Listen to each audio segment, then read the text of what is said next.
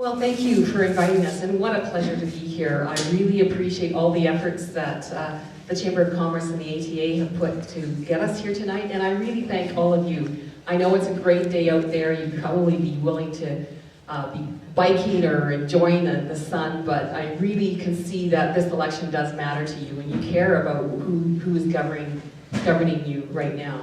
And even though it always seems to be not the right time, we've got your attention now, and I really appreciate the fact that you're here and wanting to be informed so you can make a real choice. And I'm very happy to say that you do have a real choice this time. We have a proud history as Democrats of bringing in what families need most, starting right back from Tommy Douglas. When he brought in Medicare, the first term, he brought in pension reform, he had EI reform, he helped family farms, and he balanced the budget all in his first term. In fact, he went on to balance 17 budgets. Not since John A. Macdonald have the Conservatives had a balanced budget. And thanks to the minority government with David Lewis and the Pearson years, that's when we got the bank regulations, and that's when we had that firm, steady hand of the economy that brought us to the surplus that Paul Martin had. Unfortunately, now we're in a $56 billion deficit, one that we did not hear about, one we were pressed for to get full disclosure on information so we could make an informed choice in the budget, and yet we didn't. And this election happened because of contempt of charges put to the Harper administration. This has never happened in any parliament, in any Commonwealth country. It's the first, and unfortunately, we have another black mark internationally because of that. We did not get to vote on the budget. We did, in fact, though, are proud of what Jack Layton did under the Paul Martin administration, get that gas tax money working for you in your communities to get the infrastructure going.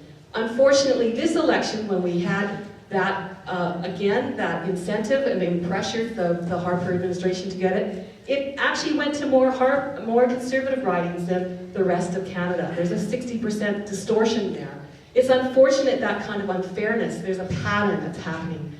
And we want to correct that. We do see that Ottawa is broken and Jack Layton's ready to fix it. And he's ready to be Prime Minister. He knows what that means. He understands that means a government for you as people trying to make ends meet in your family. He knows that that's for creating the real incentives for the real job creators. The 53% of job creation did not happen by big corporations. They went south. Electrolux jobs moved south. All those jobs, Jack Layton talked about, let's look at foreign investment. The Potash Corporation got stopped because of that. We are looking towards getting small businesses tax relief. That's really where the jobs are created. We're looking for making life a little bit affordable for families, to make sure the debt that happens on credit cards, there's some regulation to that, so it doesn't go past prime plus 5%. We're wishing to build on Tommy Douglas's dream to improve healthcare, to make sure there are doctors and healthcare professionals back in our rural ridings, back in our communities where we need them the most. And we're really looking forward to that. We see the momentum coming across this country, and we're ready to work on the mandate we have. The coalition is not a bad word. In fact, that's how many of the budgets got passed with the Harper administration, thanks to the Liberals supporting them and Bloc occasionally. So whether it's a vote-to-vote basis or whether there's a formal agreement, every party, every parliamentarian has the option. That's what democracy is about. And that mandate happens with the confidence of the House. It is about leadership. It's who you trust, who you can count on.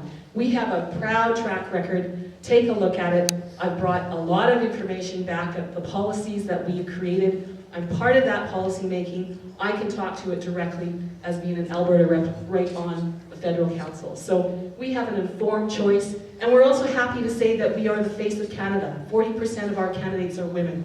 We have representation from Aboriginal leaderships that match the 4% of the face of Canada. So we have within us our own sense of democracy and representation right across this country. We're working for you. We want to do a better job. And with your help, we can do that with more MPs that are New Democrats. Thank you.